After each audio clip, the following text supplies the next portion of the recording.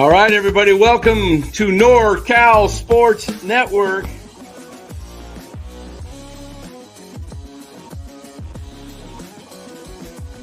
And this is the same hat that Brock Purdy's dad wears. Chat loves it when Marty Lurie comes on. Anytime you lose a game this time of year, when you can't go backwards, it's a problem.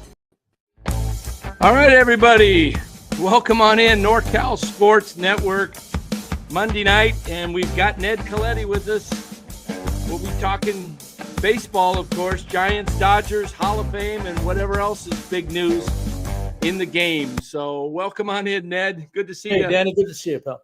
All right, let's give a shout out to our sponsor, Chapman Law Group. Chapman Law Group. If you have any legal needs or matters, give Chapman Law Group a call. There in Marin. You can reach them at 415-613-9483. All right, Ned, news today, Dodgers at it again, trading Gavin Lux. They picked up this kid from Korea a couple days ago. I did a video on it. I said, I think Lux is going somewhere. And sure enough, they don't waste time, do they? No, well, you have roster moves you need to make too. So, the 40, yeah. As you walk the walk on the free agent, any free agent, you have to be aware of what you got on your 40-man, and so you have to have something in place. And as you look at their infield, I mean, they have great players. You have so much depth.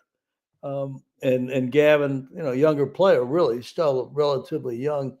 Needed a chance to play. I don't know how much time he's going to find in Cincinnati. It's kind of the same story in a way, but closer to home for him, closer to where he grew up a little bit, and World Series champion times two, not bad. Yeah, absolutely. And Lux, Jonathan India was traded from Cincinnati earlier in the offseason to Kansas City, so that might open a spot up for him at second base with Cincinnati. I would think that's a possibility for what they're thinking. He'll get a chance. There's no doubt. Yeah. And before we get going, chat, if you guys have any questions for Ned, we will try to get to as many questions as possible. It's not easy to get to everything, but if you want to get your chat read for sure, you could do a super chat, not saying you have to do that, but just saying if we get a lot of questions, those will take priority. But Ned, we're seeing movement in a little bit more movement this offseason than the previous one, it seems like. A lot of pitchers have been signed, still a couple out there. Today, I believe Lorenzen went to the Royals. And a couple days ago, didn't Baltimore pick up Charlie Morton? Yes. So Flaherty's the big name out there. He pitched with the Dodgers last year, got a World Series ring, pitched well in the playoffs, but they've added Blake Snell, and they've got 8 guys if Kershaw comes back. Where do you see Flaherty landing? Well, there's going to be some competition because there's some good teams that haven't really done a whole lot yet.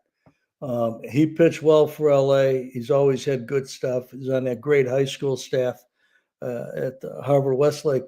And he's somebody that really, I think, used the trade from Detroit to the Dodgers to his advantage. And he pitched well. He pitched good in the postseason. When you look about the postseason, most of the time you've got 15 games going on. You get to the postseason, you got 1 or 2 going on. Right. And then at the end, you've got only 1 going on. So everything is focused from a scouting perspective on those teams, those games, and really the specialness of each player to be able to compete at that level. So I'm not sure where he's going to end up. I think that, he's going to, there's no more need than there are starting pitchers of his quality. So I think he'll probably do fairly well in the market. He's probably just making a choice. He's probably making a choice more than somebody's making a choice on him. Right. And do you see any teams in particular that have a stronger need for someone like Flaherty? Well, except for maybe the Dodgers. who are going to obviously make a run at Sasaki too later this month. Nobody has the surplus. Everybody needs pitching. And once you get into spring training, it's hard, Danny. It's hard to fill that gap if somebody gets hurt. You get into the regular season, I mean, it's almost impossible till you get to the trading deadline. And then if it's starting pitching, you're going to be one of many teams trying to secure that pitcher. So it's tough to handicap who's most likely. I don't like trying to look into the crystal ball and figuring that out. All I can tell you is that I don't know any other team but LA that does not have the need, because you can find a spot for Flaherty. There's no Right. doubt for who you are. You can find a spot and you build it out from there. If you see him as a 3 or you see him even as a 4, but at least a 3 probably, you're pushing your current 3 back to 4, your current 4 back to 5, your 5 into a long reliever or something else, or in reserve, or if it's a rookie, you're pushing him back to AAA. So, you add somebody of that quality, you're making a good move, and you're gonna push your whole staff back. There's every other team in the league that competes has got the need. It's tough to go into a season with young pitching, with unproven young pitching, because you don't know what you're going to get. And again, this is not a baseball week or a baseball month. It's 6 months. What young pitcher on a staff? Somebody's going to say, well, we expect this young starter to pitch for us this year. Well, how much does that mean? 10 starts, 15 starts, 18 starts? You're still going to need 32 out of that position. So where do you find that? It's tough to go into it when you're undermanned. It's tough to go into a season if you've got a couple guys that are a little bit banged up coming into camp, and it's tough to do it when you've got young pitching. If you're planning on contending, you need the veteran, because people are going to break as the season goes on, and it's tough to give the ball 30, 32 times to somebody that hasn't done it for at least 25 to 28 times the year before and came out of it strong. So I think there's numerous teams that would have an interest in quality starting pitching, whether it's Jack or anybody else. All right. I got to give a shout out here. My buddy and former partner on the show, Eric, said, Dan, love the cap, but this is coming. Did Christie give it to you? He calling me old, Eric. I know I get called old a lot. Yeah, Christy Mathewson handed it to me. Yeah. Well, that's cool. At least it was a Hall of Famer. Yeah, there we go.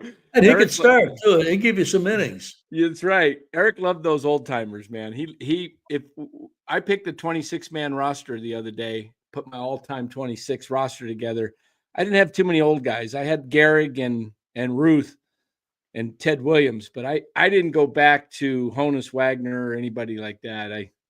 For shortstop, I went with A-Rod, and I didn't factor in anything about steroids. I didn't care. I just, Bonds was on my team, and I hope Jeter was on your team. Jeter was on my team. Where'd you have him? He was the backup to A-Rod? Yeah. No, come on now. It's a tough call. One of the greatest players in the history of the sport. Yeah, Jeter made my team. So did Ricky. Leader too. We can't discount the leadership aspect. Yeah, that's why I put him on there. He was a great leader, man. That was unbelievable. But we've got some other guys that want to know, and I know you have no idea as far as where he's going to sign, but the question that everybody's asking is Roki Sasaki. And, I think my thinking is the Dodgers, possibly the Padres, but now the Padres have got some turmoil in their camp with the wife ownership is suing the brothers of Peter Seidler. And who knows if a player wants to get into the drama of that, or if they even factor that in. Maybe that doesn't even touch the ball club. I don't know. I would be surprised if he didn't know where he was going already, and just trying to be respectful of the process and maybe try to learn something more about other teams. But he may be in the decision making mode yet. But I've said it on your show a handful of times. I'd be surprised if he's not in the Dodger uniform. Yeah. I think you could. I would take 51% Dodgers and 49% the rest of baseball. Mm, I think maybe interesting. 51 might be low. We'll see. Yeah. Yeah. I've done some videos on him, and my thinking on this is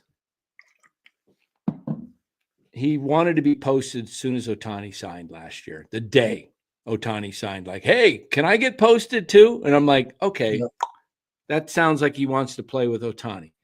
Then, because he's taken a big haircut on the pay. I mean, he's sacrificing hundreds of millions of dollars for this particular contract because he's going to be international pool money. But I did this thinking, I'm thinking of myself. Not now, everybody thinks differently, but I thought to myself, if I'm going to Japan or another country, I don't know the language, and I got 20, 30 companies after me, and they're all going to pay me the same.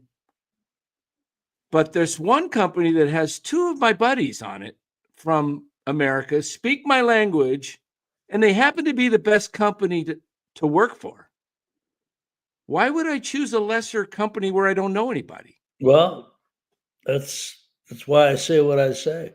Yeah. I mean, there is one player, at least one player in San Diego that he's Yes. very familiar with Mr. Darvish. But I just think that the way the Dodgers have prospered, how they play, how they prepare, the success that they have had, like nobody else has had the success they've had in maybe since divisional play. I know Atlanta won a lot of divisions, but they weren't winning 100 plus games every year, 110, 115.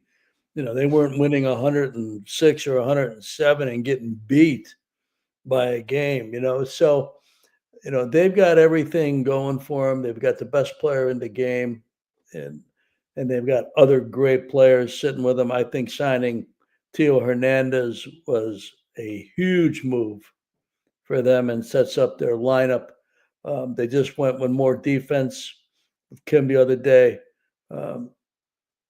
They're the place to be.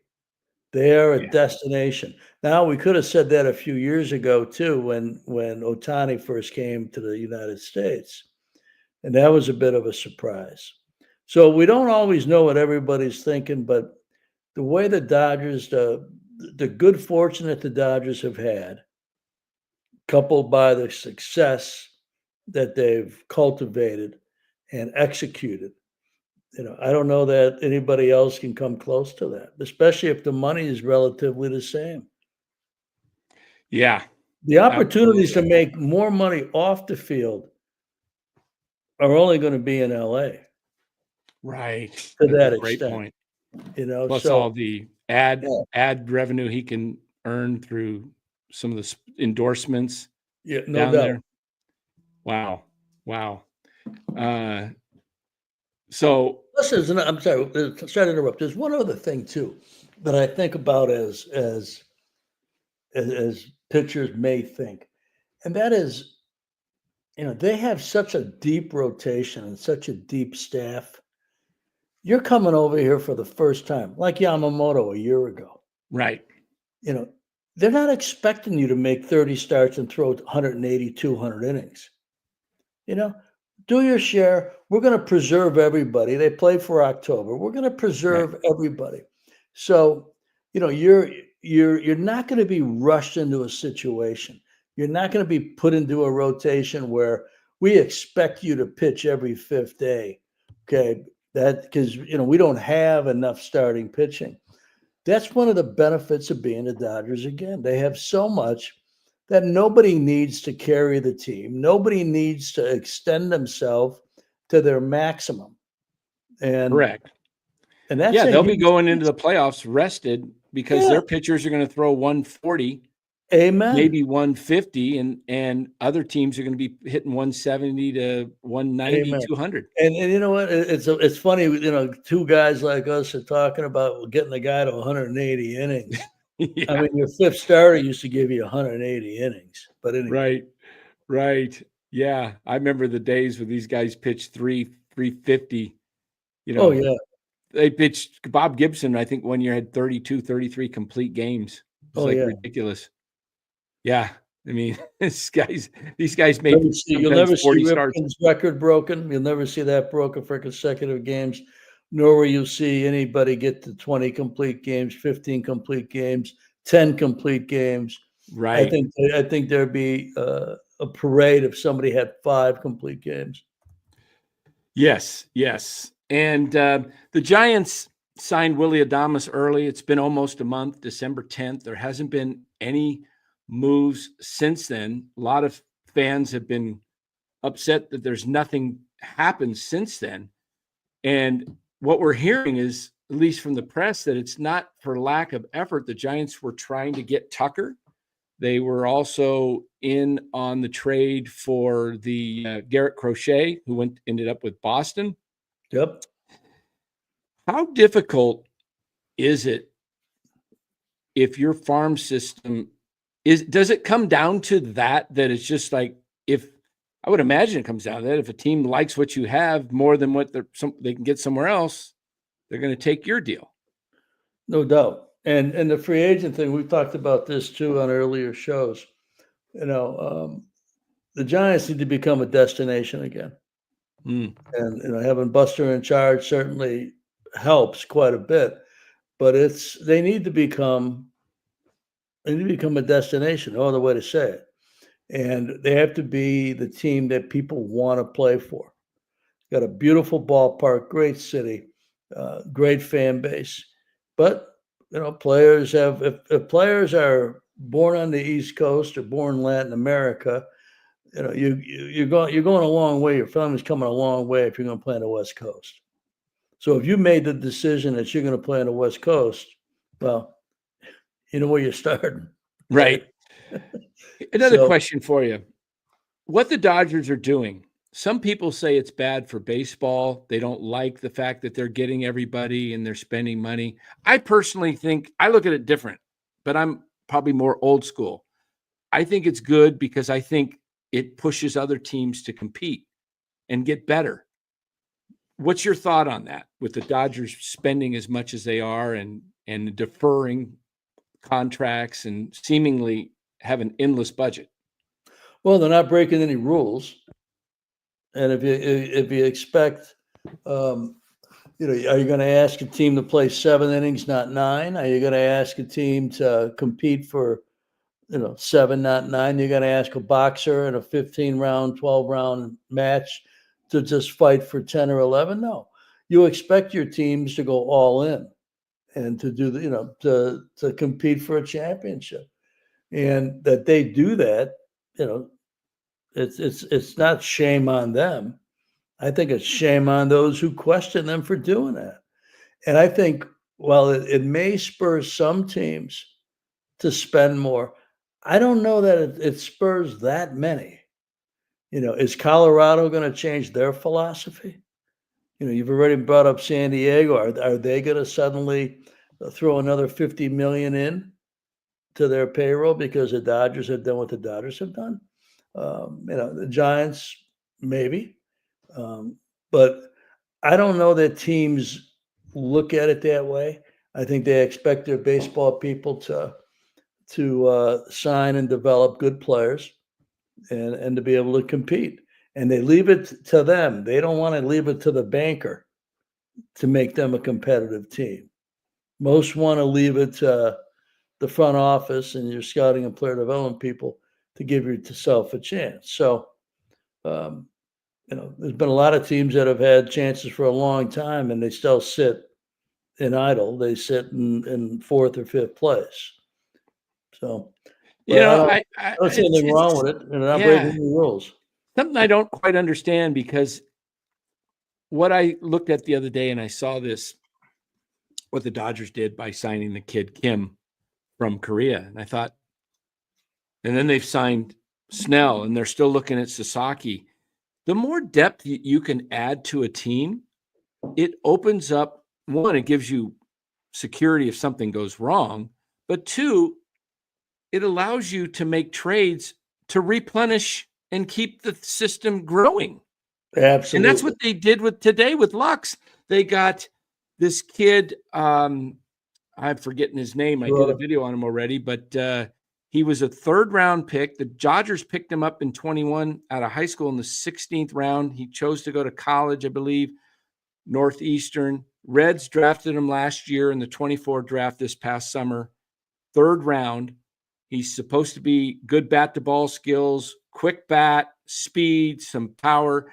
And, he's 21. So you get him, and then you get the 37th pick approximately from the competitive balance pick. That's at the end of the first, top of the 2nd round.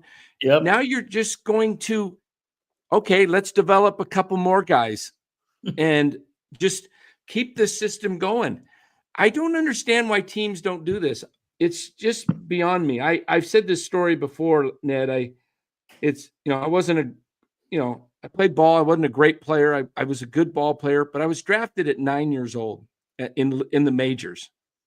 And the manager that I happened to have had a system. In fact, he learned it from the Dodgers. He drafted 3 or 4 9-year-olds every year, and he just groomed us for a couple years. And then by the time we were 11 and 12, we were the top of the team, and then he just keep doing it instead of getting all these 11, 12-year-olds that you're good one year, and then you got to, and so he just built this that way. And that's what I see the Dodgers doing with their farm system. They just build, replenish. Tampa Bay's pretty good at it. A couple of other teams, but I don't see why teams just don't try to model that instead of trying to do it differently. They'd love to model that. Everybody will tell you, every time there's a new general manager hired, that's what they always say. This is how we're going to do it. And 90% of them never do it. But again, you go back to a team that's got the financial wherewithal and the hunger for success that they call up young players, and they don't expect they expect the young players to play hard and to play smart. They don't expect them to carry them. So the whole acclimation process and playing in the big leagues is not easy, especially for a full season, especially in front of 40, 50,000 a night, all those things. So again, their whole system is so thick that it gives everybody ample opportunity to grow and have expectation, but a different type of expectation. I've been on your shows for a couple of years, you and Larry Krueger, and you guys have talked a lot about the Giants farm system and the young pitching. How hard is it? Where are they? Where are they? Are they all there? Are some there? Have some not fulfilled the expectation that the media or podcast world had for them?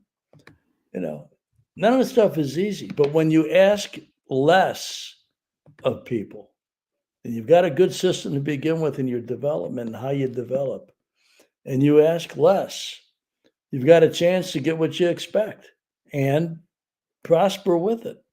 It's all the same, under the same umbrella to me. Their depth allows them to do so many things. Some teams play for a great start. We got to have a great April. Dodgers don't have to have a great April. They can wait. They don't have to push anybody back injury wise. They don't have to put anybody in there that's finicky health wise. They can just wait. Right. They got it going. They got it going. Yes, they do. What teams right now, as you look at the landscape of baseball, everything's not settled yet until spring training finishes, and things could change even then. But as you look at the landscape right now, obviously the Dodgers are the team to beat. What team can knock them off anybody can knock anybody off in a series. I understand that, but what team do you think legitimately has a fighter's chance at knocking them out? Maybe Philly and the Mets in the National League. Cincinnati's getting better, but are they going to be able to? They could upset the Dodgers, but it would be an upset. San Diego could upset the Dodgers, almost did, but it would be an upset. I think Philly and New York are probably two teams that probably can't compete with them man to man, so to speak, but compete with them pretty well. I think Atlanta, as great as they've been and as good a job as Alex Anthopoulos has done for a long time now, I don't know that they're the same team. They've lost starting pitching. They lost, their big lefty Fried's gone. Are they going to continue to replenish it? Strider's coming back from a big injury. So I think in the National League, the Mets, if the Mets can get off to a good start, the Mets may challenge some, and Philly could challenge some. Dave Dombrowski always does a great job. But that's about it in that league. Yeah. In the American League, I think if the Yankees were to add one more bat, I think they would have more than replaced Juan Soto. Yeah, I agree. I found that team to be, I always look at a lineup to see, okay, so how much can they make a pitcher work? How much can they really get into that bullpen, and how much can they get those starting pitchers to have some long, stressful innings? And I didn't see it. Once you got past 5, maybe 6, it was just mediocre to me. And, I think, Stanton is getting older. He had a really good postseason, but, he doesn't always play 150 games, 145 games. So I think that team is probably going to be better than they were. I think the closer helps them tremendously. I think it does the same thing that we talked about Flaherty pushing your rotation back. You get the closer, you push your bullpen back or up a little bit. Baltimore, I don't know. We'll see how Baltimore does. They're at the stage where they need to take another step. Cleveland's always good. Chris Antonetti has been doing great work for 20 years probably. But can they compete against the Dodgers? I don't see it. American League West, I don't know. I just don't see it. So I think you got the Yankees, and I think you've got Philly and the Mets probably are the teams that could give the Dodgers the toughest time, barring an upset, barring some team having a great 10 days or a great week. Am I hearing something news here? Hold on. Let me see if I'm getting text like crazy, and somebody texted me, and I don't know if it's true. I got to look up something on Twitter real quick here and see if this is anything, if there's any truth to this. Somebody said the Giants signed Flaherty, but I don't know if that's true. Hold on here. Let me see if I can. Anybody seen that? Somebody's texted me, and I don't even know who it is right now. Hold on 1 second, Ned. Maybe somebody in the chat can do this for me. I'm trying to run a show here and look at things. In all due respect, if Hassan or Rosenthal aren't talking about it, I'd move on to topic. Yeah, that's what I was looking up is passing. But I don't see it. Somebody's telling me KMBR is going, whatever. Okay. Not sure. Okay. So question back to the Dodgers.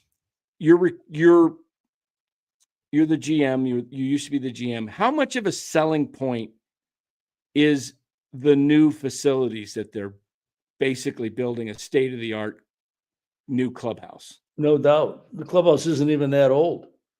But all those things matter. It's I give them a lot of credit because they've done it. They've not only won a lot of games and have really are the talk of the town, but they reinvest continually, not just in the on-field product, but in the community and in their stadium. During the pandemic, they changed the entire pavilion, the outfield seat area, with shops and restaurants and bars and things, and made it really a destination where before the pandemic it was like wasted opportunity. And I think they spent $100 million doing that. And now you see more, And so, I know the ownership fairly well. And I worked for them for 10 years, 3 as a GM. How they go about it is, I guess, how you wish every team would go, every team you root for would go about it. And their appetite, let's put it this way. Almost every fan base has a huge appetite to win, right? Right. That's why people go to games. That's why they wear the team colors. That's why they root for teams and players.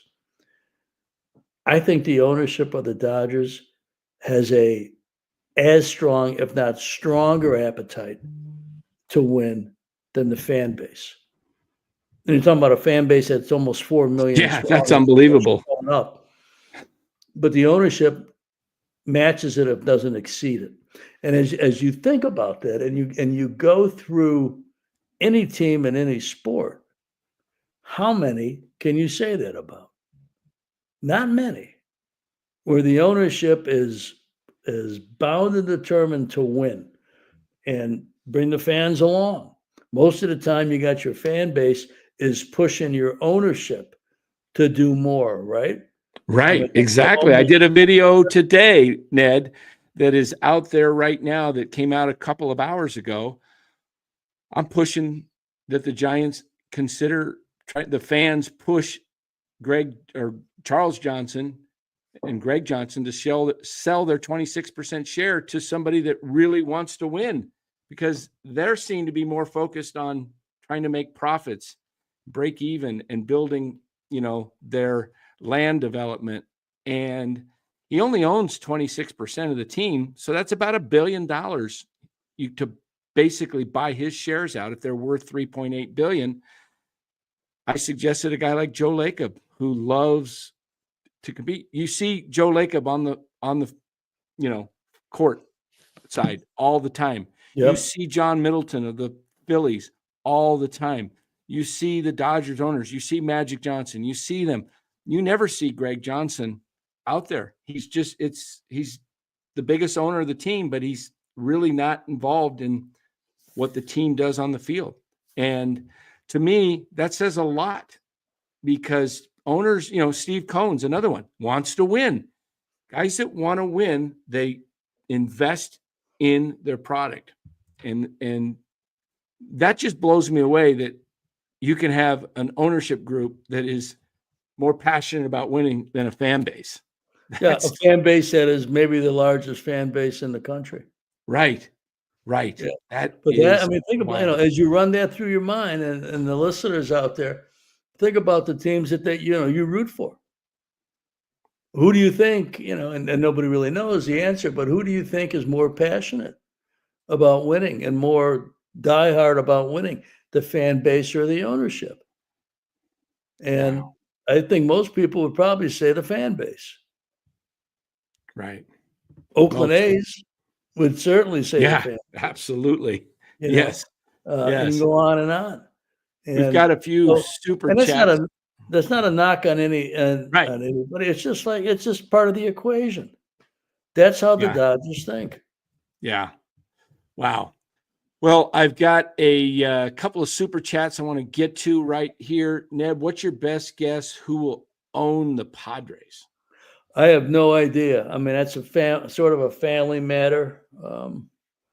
It's sad for me to see when anybody in a family situation has conflict, and then it becomes public conflict. But I have no idea how that's going to go. Yeah, another one. does this affect this Padres succession or drama affect Roki? It might, like we talked about a few minutes ago. It depends what he's looking for. I don't know that that it'll make that big a difference. I think people may use it as an excuse if he doesn't go there. I find it hard to believe that he hasn't. I believe he's at least crossed the 50-yard line and figured out what he wants to do at this point. Wow. Yeah. So Yeah. I don't think that'll have much to do with it. There's a lot of Padres here. Fuji Simeon, $4.99. Crazy. The Padres owners are the grandchildren of Giants sworn enemy, former Dodger owner Walter O'Malley, selling the team only to later buy the Padres. Go ahead. I think it's his nephews. Yeah. Yeah. So it's not like the O'Malleys sold the Dodgers, bought the Padres. I guess family members bought the Padres. The family members didn't sell the Dodgers. So, but I thought that Mr. Seidler did a phenomenal job there. And I had seen that city alive once in a while. Then the great '98 team with Boach and Kevin Towers. I went to the World Series. I saw that, but I don't know that I saw it as vibrant as I have the last couple years. Yeah. It's only Right. major sports professional team in the city, but I thought that they did a great job with it. Hey, by the way, Fuji, I know we, as Giants fans, we don't care for the Dodgers, but the owner of the Dodgers was Peter O'Malley at the time in 1992 that voted against the Giants moving to Tampa Bay. If it wasn't for the Dodgers vote, the Giants might be in Tampa Bay. So just remember that. One more here. Let's see. Fuji says, Dan, don't forget about Mark Benoff as a buyer. Okay. As talking about possibly for the Warriors. I mean, not the Warriors, but the Giants. Yeah. Good point. Tell me about Mark. I don't know a ton about Mark myself. I'd have to do a little research on him. I've heard he's, obviously he's got the money. I just don't know about him as a particular owner self. But I know Joe Lacob has wanted to buy a baseball team. He tried to buy the A's. He's tried to buy the Giants. He hasn't been successful. To buy a team, you got to have somebody that's willing to sell it. That's the problem. If the Johnsons aren't willing to sell their share, and you can't force them to, they're not doing anything wrong. They're spending money. They're just not really into trying to be at the top of the market. They're the fifth largest. The Giants are the fifth largest market for revenue in baseball, and yet they average anywhere from 10 to 13 in payroll on an annual basis. So I'm not suggesting they be number two, but they should be more closer in line to five, 6, or 7 in payroll if you're taking in that much revenue. That just seems to make sense. If you're bringing it in, you should be putting it into the ball club if you care about actually winning. I'm going to take the opposite viewpoint. Okay. I don't know that you can judge an ownership's appetite that way. I think if they had some of the stars in the game saying, hey, this is what I got from another team, match it, I'll come there, I think they'd do it. Yeah. But again, I go back. I don't know that it's a destination. Correct. I think it's a fallback. I think right now it's a fallback. And I hate saying that because I love the place and the organization and the people in it. But I think it's a fallback. I think, you look at the Chapman deal. Was that an overpay? Many people would say that's an overpay. Yes, I look at the shortstop. Was that an overpay? Most people thought it was an overpay. Right. So it's a fallback, and it's in many cases, it's an overpay. Well, you can't do that continually. You've got to have some people that tell you, you know, like Teoscar said the other day at his press conference. I wanted to be a Dodger. Mm-hmm. The money was the money was going to be relatively the same, or maybe even a little bit less. And with the deferred comp, it's probably got less time value of money. But and I believe him that he had such a good time there and a good year there and loved being it. You could just see it in his face. He loved being there. Yes, absolutely. And so I think that plays into it. I think, and it doesn't take a team 10 years to get that feeling back. It might take 20. It might take a year. It might take 3 months. Yeah, he's somehow the Giants end up 40-25 after 100 games to play roughly. You may have that feeling. You see it all the time. I mean, I work for the San Jose Sharks. We've had some tough years the last two plus years. Right. Suddenly, I mean, and we're still not winning every game, but the atmosphere is so vibrant, and the people are so excited about it, and the players are so excited about it. It might start to become a destination again. Yeah, that would be awesome. But see, awesome. It's important. It's important, I think, for teams that have that quality, especially when you have a tax rate like we have. We have a massive tax rate. Oh, yeah. So you think about that, and if you're from the East Coast, you're from Latin America, as I said earlier, you've got a long way to go. Bring your family in, friends, whatever. I mean, they're flying coast to coast, sometimes plus, different approach. So, how many things do you want fighting against you? Yeah, exactly. That's a good point. So there's a lot. You look at the things that California teams fight against because of some of its taxation, some of its distance. But, if you're a destination, you get over that in a hurry. Right. I looked at the top 10 payrolls, Ned, and last year for 24 seasons, 7 of them made the playoffs. Only the Rangers, Blue Jays. Wait, I guess the Cubs and Giants didn't make it. This was earlier. I saw a different one, but this is the top 4, 5 all made the playoffs. The Braves, and so it doesn't always compute. I mean, the Padres.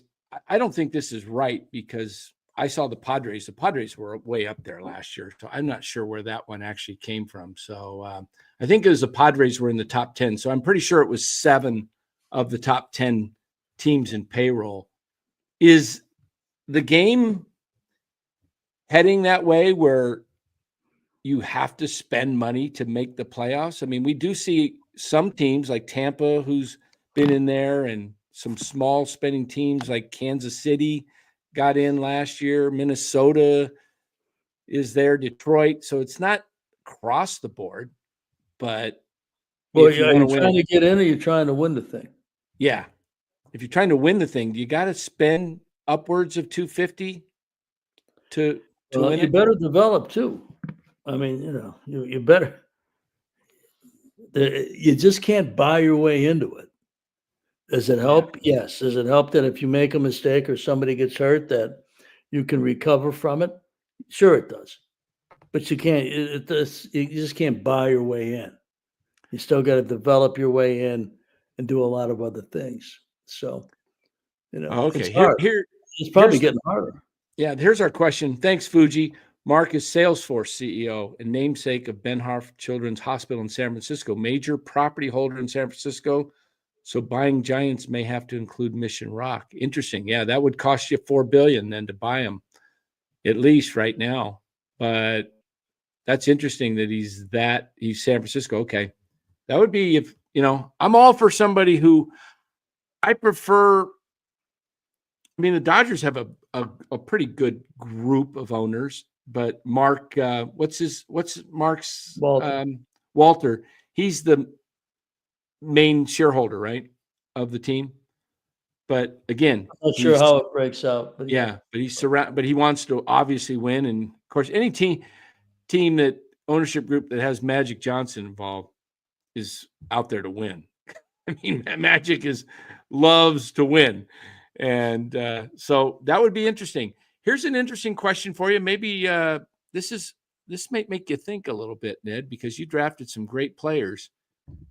Is Corey Seaver your favorite pick in your career? Wow.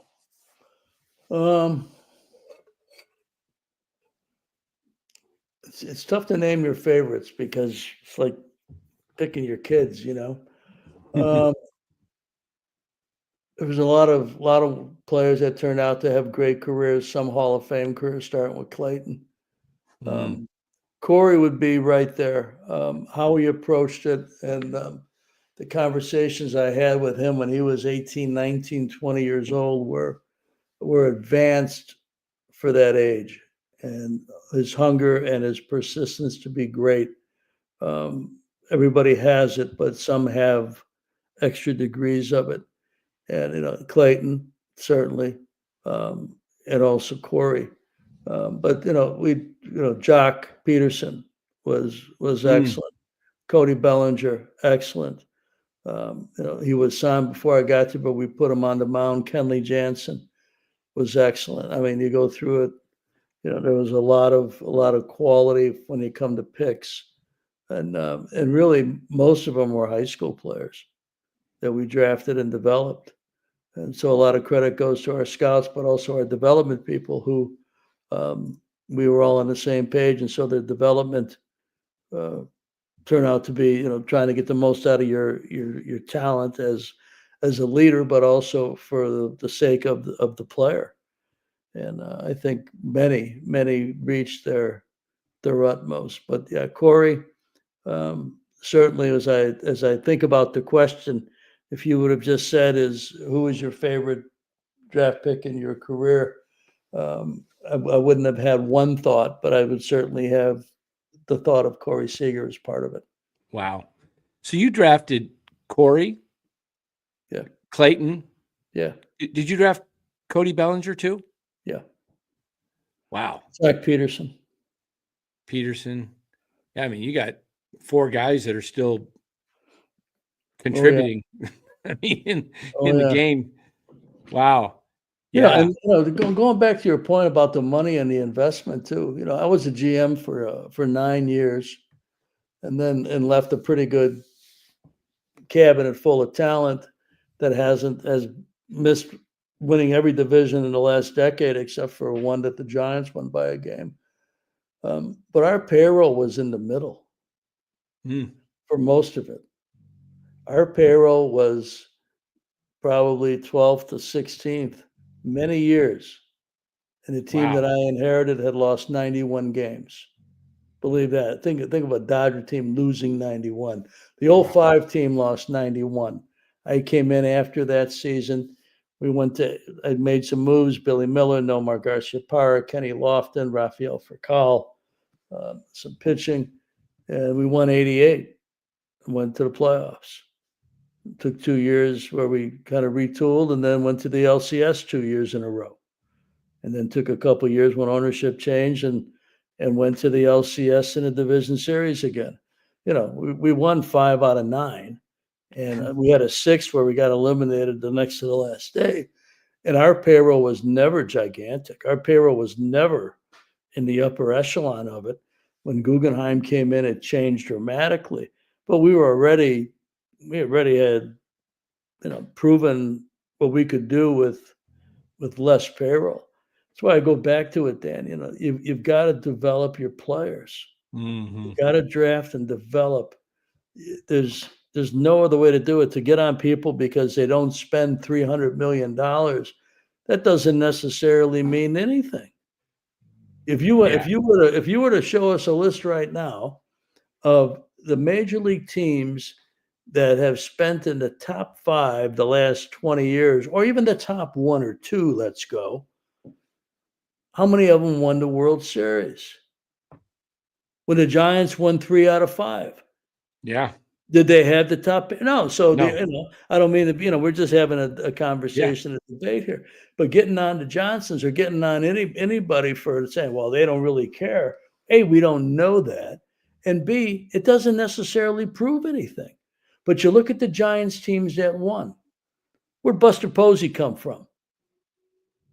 Draft. Where'd Tim Lincecum come from? Draft. Yep. Where'd Baumgartner come from? Where'd Matty Caine Draft. come from? Yep. All Where'd Brandon drafted. Belt come from? Where'd Crawford come from?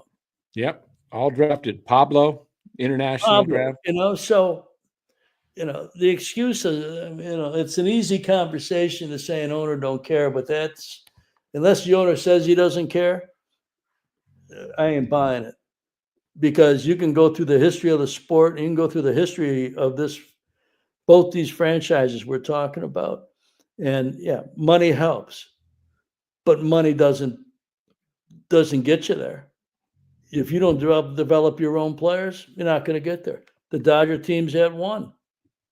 Corey Seager sitting in the middle of it. Clayton Kershaw sitting in the middle of it. Kenley Jansen.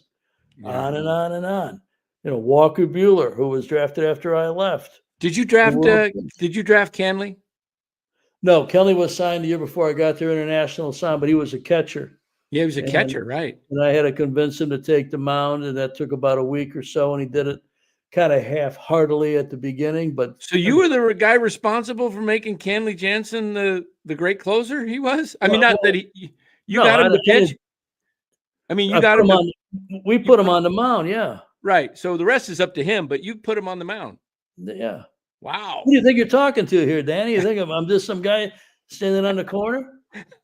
No, I just didn't know that. You haven't even gone to Justin Turner yet. Oh, yeah, that's right. You got or Andre Ethier, who we traded Milton Bradley for within about a month after I got there. You look at the history of the franchise in LA, he's in the top 10 and probably a dozen hitting. You did an amazing job with a limited payroll. I mean, you had to work under the situation of the McCourts, their divorce, which caused a financial hardship. I mean, that's just reality. Nobody cares about that stuff. You guys still got to win. Right. So you still had to win. And I know you told me the story of how you got Manny Ramirez and you were able to get him without. We didn't pay for it. The Red Sox paid the contract. Wow. Played 2 months, had 19 homers, drove in 50, I think, and hit almost 400. I'm an old school guy. You're an old school from the game. It frustrates me as I sit here and listen to you and the things that you were able to accomplish, and that nobody's actually called you up and said, "Hey, we got an opening. We've got a pretty good budget, and we want to win." Do you have the same facts with that as you do that the Johnson family don't want to win? You don't know who's talked to me. You don't know who's interviewed me. You don't know who I've turned down because I didn't think they were serious. I probably had probably the first 5 years, I had 1 to 2 teams every offseason call me for interviews and interviewed. And, I just wasn't convinced that they were serious about what they've done. And except for one of the teams has been terrific. One of the teams has shown that after many years of struggle has gotten better. The other 3 or 4 teams still are brutal, trying to win 81 games. That didn't interest me. Not because I was afraid of payroll, because I grew up with nothing in my personal life. And I worked in different situations where finances were tough, including the Giants for a long time. But I just didn't think their appetite for victory was going to be strong enough. I didn't think that they would have the same appetite that I did. So I said no. Wow. That's interesting to hear because, I was thinking more recently, with some of the openings that came up here in the last year. I don't know if anybody talked to you then, but they should have if they didn't. Well, that's their business. Yeah. Yeah. I do have one thing that's coming down the pike that I'm very excited about. That will go with my opportunity to continue to work for San Jose, which I love doing, and my teaching at Pepperdine. But I've had a blessed life where I come from and how I grew up and with wonderful parents, but without a whole lot of financial wherewithal or no collegiate experience what's to speak of.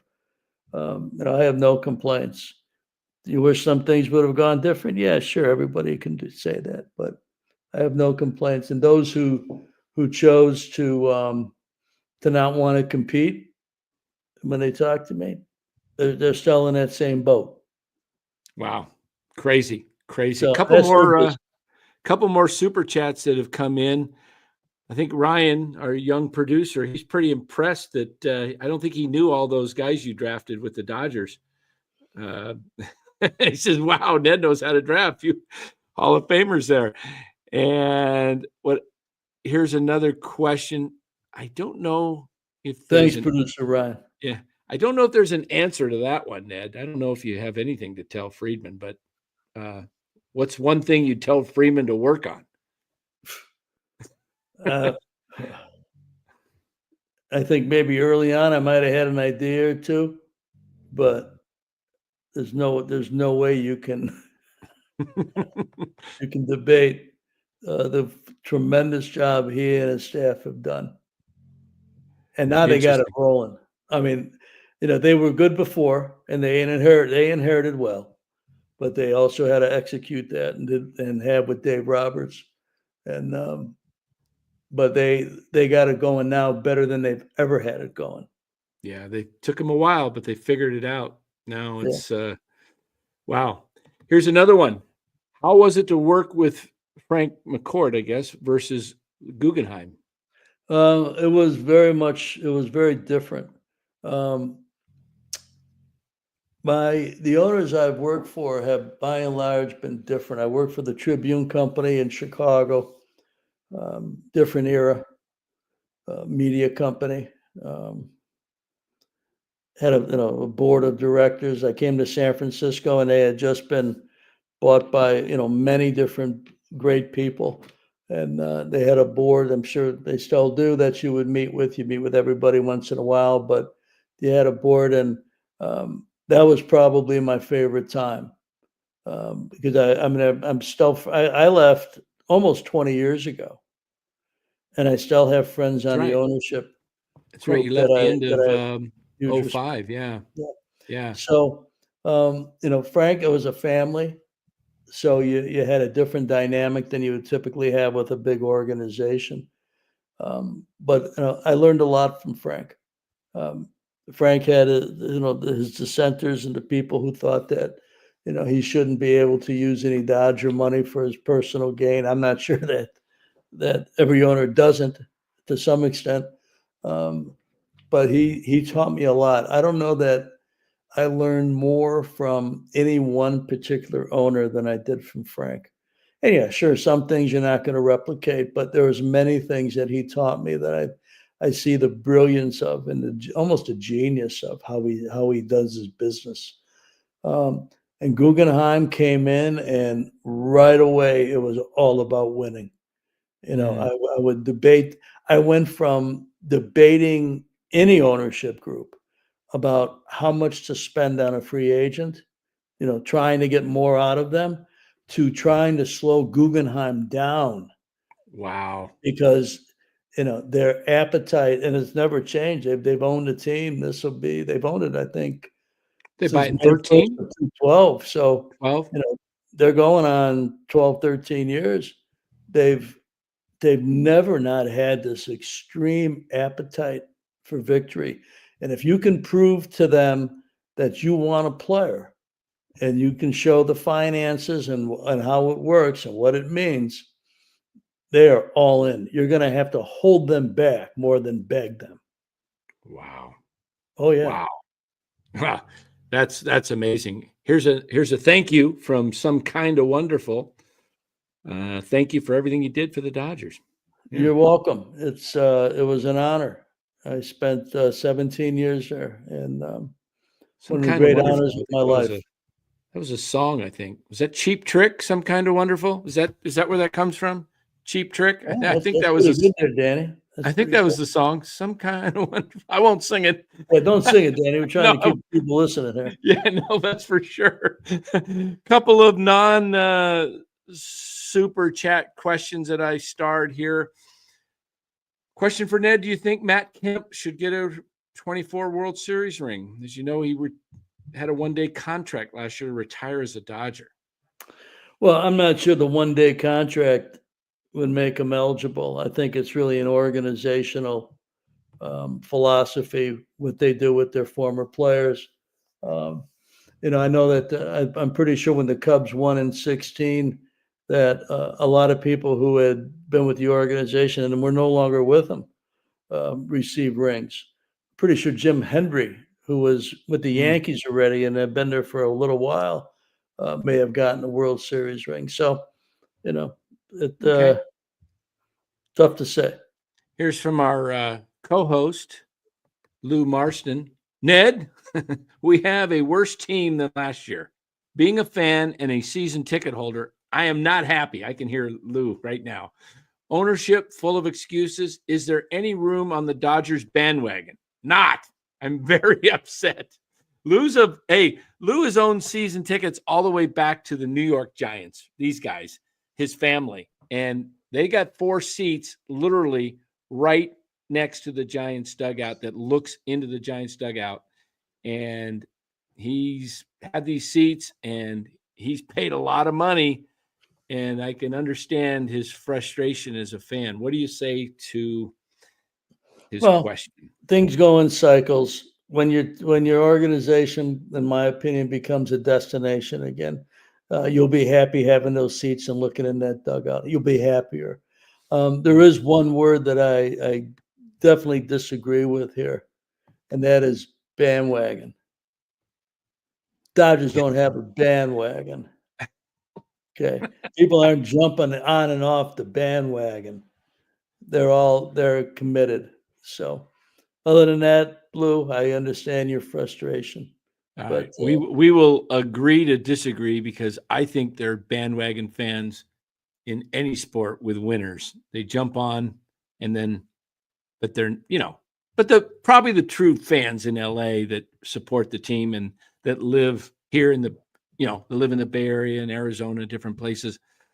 By the way, you mentioned who could knock off the Dodgers. You did not mention the D-backs. What do you think about them with their pitching now? you know what? That's a good call.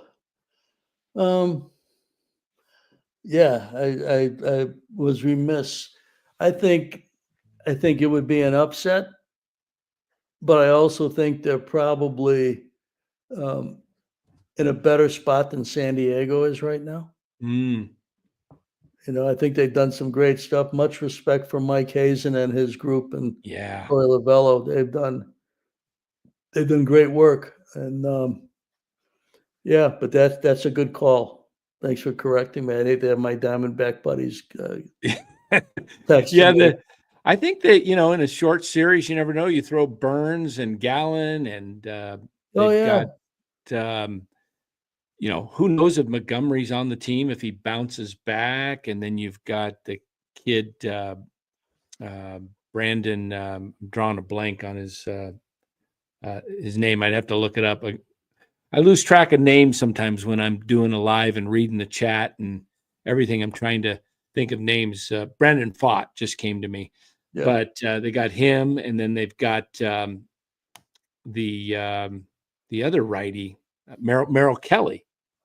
So they've got some pretty good pitching, and they added, what I like about what Hazen did is he lost Christian Walker to the Astros, and the same day he made a trade for Josh Naylor, who's $11 million less than what Walker signed for. Yep. So he said, well, I can't afford to get that, but I've got some money for Corbin Burns.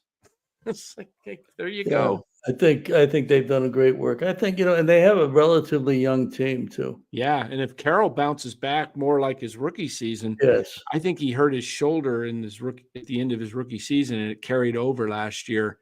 And I think his swing was a little bit off. But Ned, before we've got another 20, 25 minutes, let's finish our last segment on the Hall of Fame, because voting is happening right now, and you need 75% to get in. There's almost 27% of the ballot in right now. I don't know. Have you seen or heard what's happening with the ballots? I haven't checked it for a while.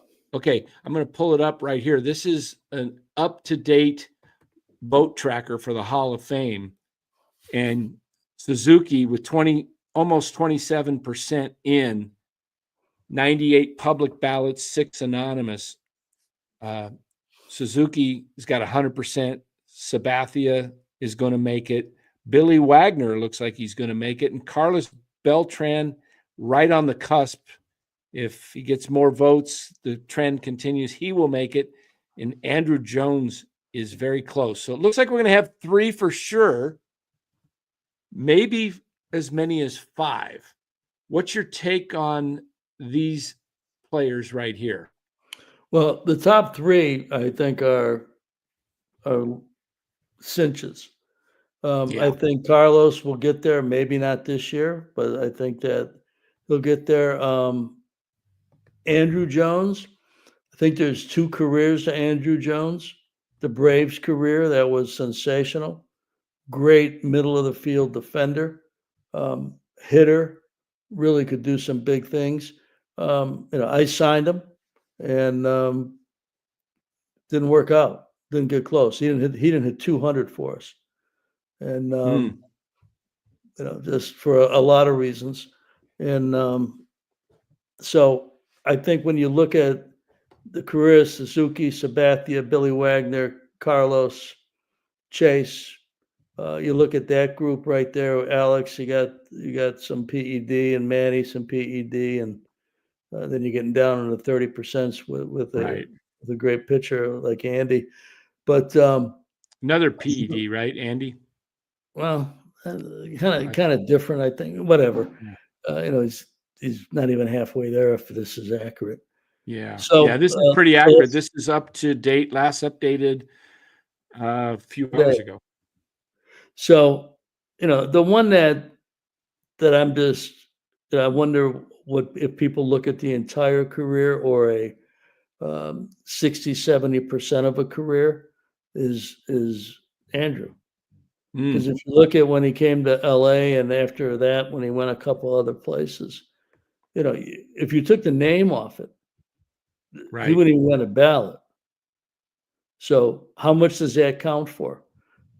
You can't argue with his Brave career. It was tremendous. Only thing you could ask is, was it long enough? Okay. Did he play there long enough? Did he have enough sustained success? Maybe if he would have retired after the Braves, he would have had a different career, and also would have probably saved me some agina and some dollars, right? So, but he's the one, because if you look at the careers of Ichiro, which is phenomenal, CC, who I actually saw up at Valencia as a high school kid, hit a home run besides pitching. Hit one out to dead center that was like a man playing against kids. Billy Wagner, great closer. Carlos, great track record and success. They didn't have the fall off that Andrew did. So that's the only one that I wonder about. I think people look at different things, look at analytics and different things like that to come up with their selections many times. But as you look at the last 3, 4, 5 years, what was it? Can you call that up? Can you use Baseball Reference and look at Andrew? Oh yeah. Just for argument's sake, so people don't think I'm picking on him. Yeah, let me do that. Do you have any? While I'm looking that up, do you have any comments or say viewpoints on the steroid guys? Well, when guys test positive, I think it's different than when guys are under suspicion. My general feel is that for a long time, it wasn't in the CBA. It wasn't regulated. Okay. And then for a long time, it's been regulated. So you've got a change in not that it's right, but you have a change in what was allowed and what wasn't allowed, or what was watched, consistently, or what wasn't really watched. And so, that kind of muddies it a little bit for me. The other thing that muddies it for me is that, do we really know who did and who didn't? Great point. Great point. I mean, can anybody tell me that there's been nobody inducted into the hall that did steroids? Can everybody tell me that it's 100% clean? I don't know that you could. Secondly, and my facts may be a little bit askew. I think generally they're probably in the ballpark. Amphetamines were also banned, I think, at the same time as steroids. Right. Both considered illegal, I think, without a prescription. So we're gonna take the steroid users and put a big S on their chest and have them sit on the side. And anybody who did an amphetamine, we're gonna let just ride on, right? Yeah, like Aaron says, greenies were steroids before steroids. Exactly. There you go. Those guys were using them in the 70s, and I'm sure in the So I 60s. don't know. Yeah. Yeah. I don't know where you draw the line, and I just think it's mud. I don't think it's clear. I mean, it's Wow. been clear. Voters Yeah. have made it clear. But again, can everybody comes clean, and everybody that has been inducted into the Baseball Hall of Fame in Cooperstown, New York, nobody ever did a steroid? Yeah. And now, If like the that's me, then producer, I'm all in. yeah, Adderall is a big issue, I guess, in sports today, according to producer Ryan in the NFL. Big thing. So, Oh yeah. yeah. Here's Andrew Jones. Here's your 1 year in LA. What did he Highlighted. do there? He had a So he had minus, 158. yeah, Next minus year he hit 164. 214, Yeah. Then 230, 247, 247, and and 197. 197. Didn't play Wow. more than 107 games. Mm. So if you had 12 years of those numbers, are you in the hall? Are you on the Yeah. ballot? You're not even on the ballot. Yeah. So, but before that, how many years did he play in Atlanta? Started Almost at like 11 19 years, and I played guess. till 30. Yeah. Yeah, So, well, I think, yeah, based on those 11, yeah, Hall of Fame. Well, I'm just saying that, there was a drop off there, yeah. that the other people that you have getting more votes than him, I Yeah. don't remember them having a severe drop off that lasted that long. I want to put something up here and tell me if these are two different players right here. Career stats. One on the left, less WAR, but the games over almost 600. Yeah, 610 games difference, right? That's 3 seasons roughly or more. These are, you'll tell me who these are later. Yeah, I'm going to tell you who they are later. The one on the right is on the ballot and looks like he's going to get in. And that's the one with the 70.1 WAR. Yeah. And you look at the hits, the home runs, but you look at the player on the left, better batting average, better on base percentage, better slugging, better OPS plus, just didn't play as long. Well, there's another way of looking at it, because the 5 categories you have highlighted, those are all percentages. Okay. You add 600 more games and you add 3,000 basically more plate appearances. Those percentages may be drastically different. Those are True. percentages.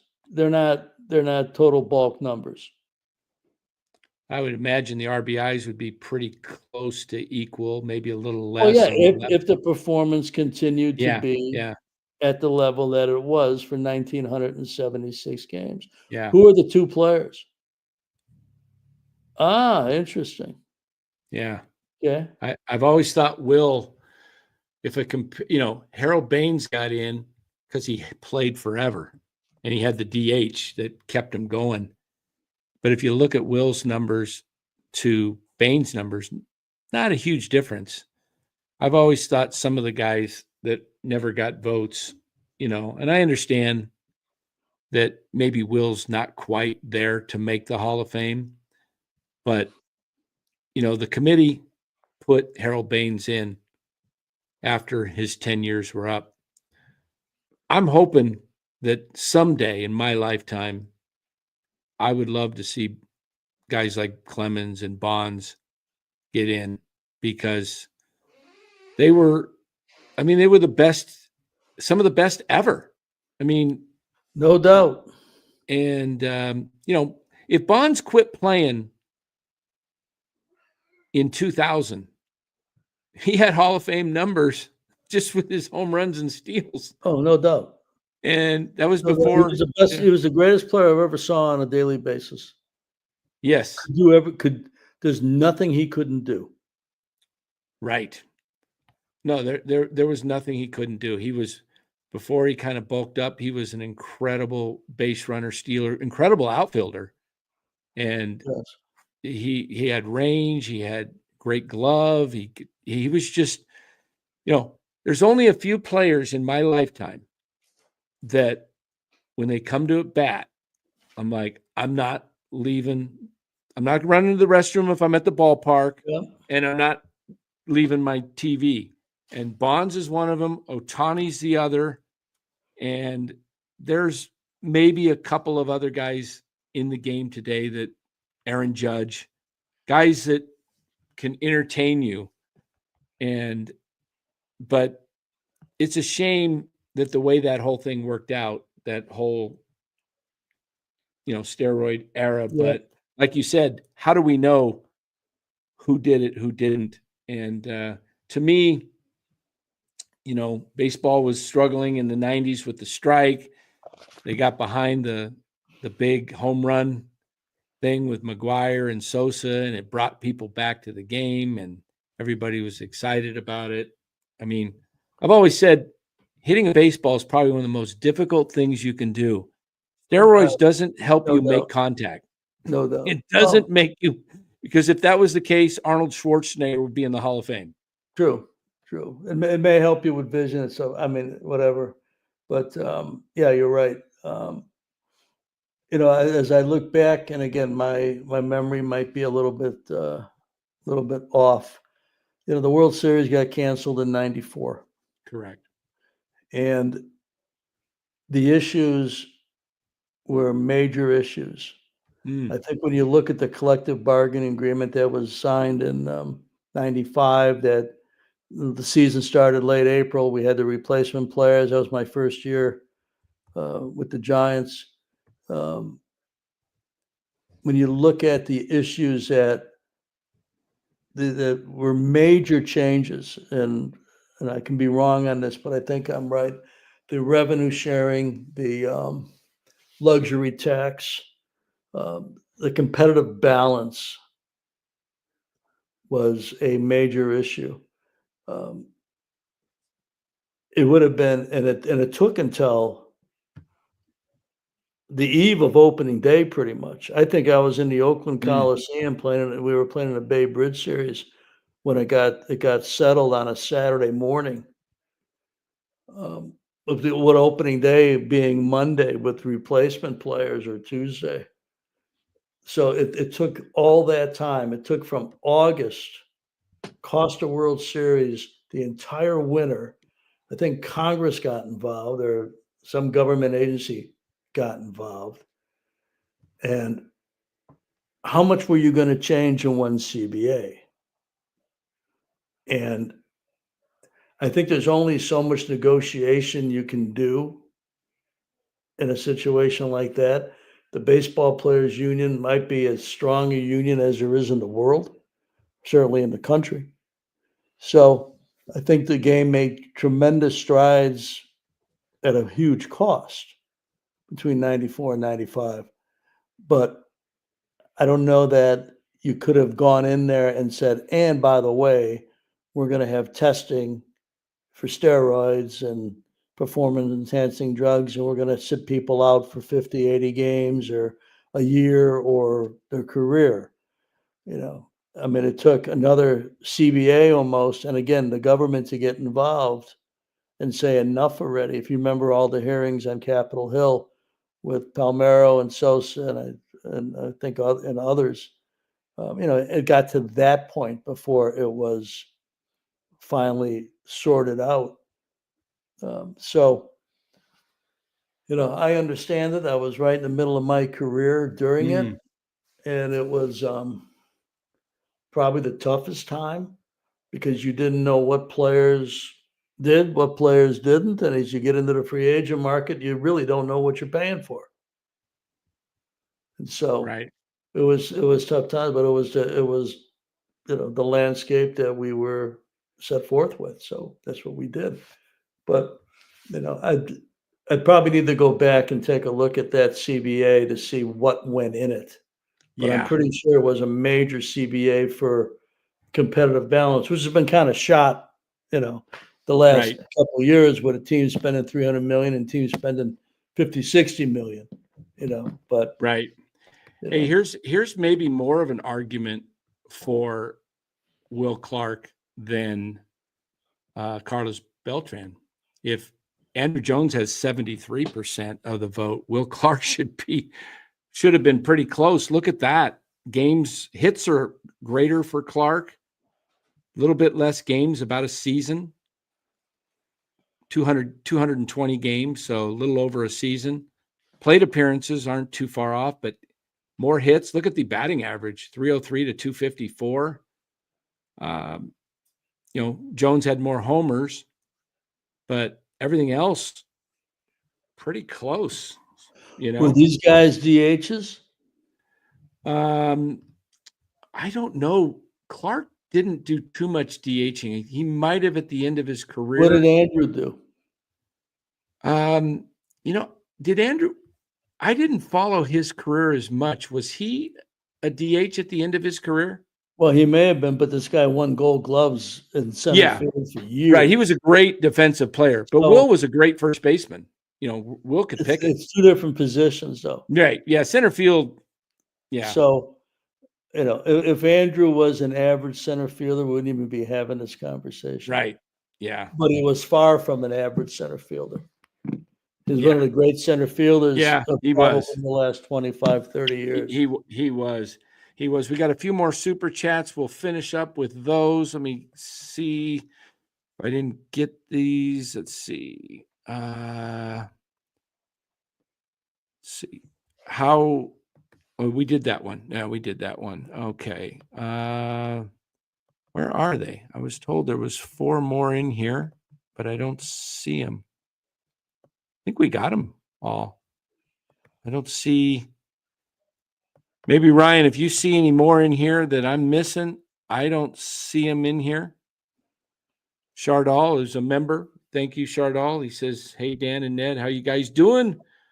Fan of both your channels." I don't know. Do you have a channel, Ned? I do not have a channel, but nice to know that Sports Talk Channel SGA is giving me one. All right, there we go.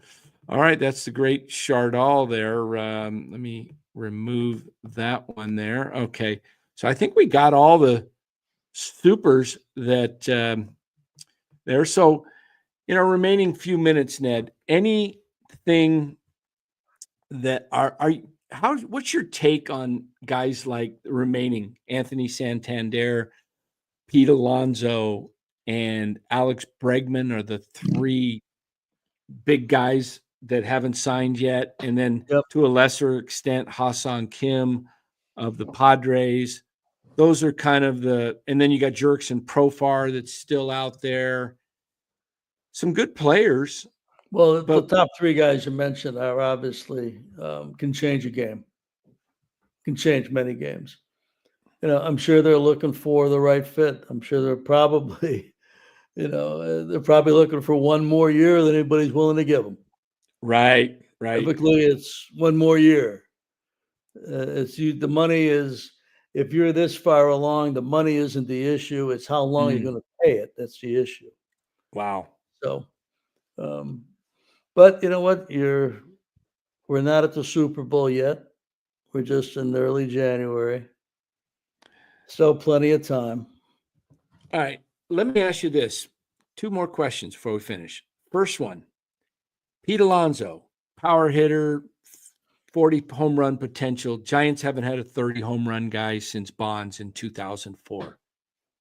Some people say, oh, we don't want to block Bryce Eldridge, this potential star, but he hasn't proven it yet in the majors. He hasn't made his debut. He could be great, but he may not be. As there's a saying, prospects are prospects because, but what's your philosophy as a GM? Would you want a guy that can help you maybe right now and then figure out what you do with the guy? Or do you say, I can't block my guy? It's 2 different philosophies drastically. You can always look at a DH spot too. So it depends on how fast you want to become good and how close your rookie is to being not just a big league player, but a contributing big league player that can play for 6 to 7 months at a high level. And, that's going to take you time to figure out, and it may take some trial and error. Do you want to go through trial and error? Chances are that any free agent out there, like I said, is the argument is the term. So how long do you want a player? It really depends on what you're willing to go through, the financial pain or the trial and error. And that's up to every organization is going to look at that different. Wow. I as a Giants fan, I was born in 61, but history, I look at the Giants in the 60s. They were the best team that never won a World Series. And imagine if they had the DH with Orlando Cepeda and Willie McCovey. The Giants had to make a decision because McCovey had bad knees and was playing left field. So they moved him to first base, and they had to move Cepeda. If you had the DH, my goodness, how would that have been? That might have been the greatest murderers row in the history. Mays, McCovey, Cepeda. Tough to beat. Jimmy Ray Hart, too, for a minute. Wow. All right, last question before we get out of here. I want you to tell the audience and me, I love trades, you know that, but trades in fantasy baseball don't go down like trades in Major League Baseball. A couple of buddies talking to each other, texting or calling back, hey, give me this guy, I'll give you this guy.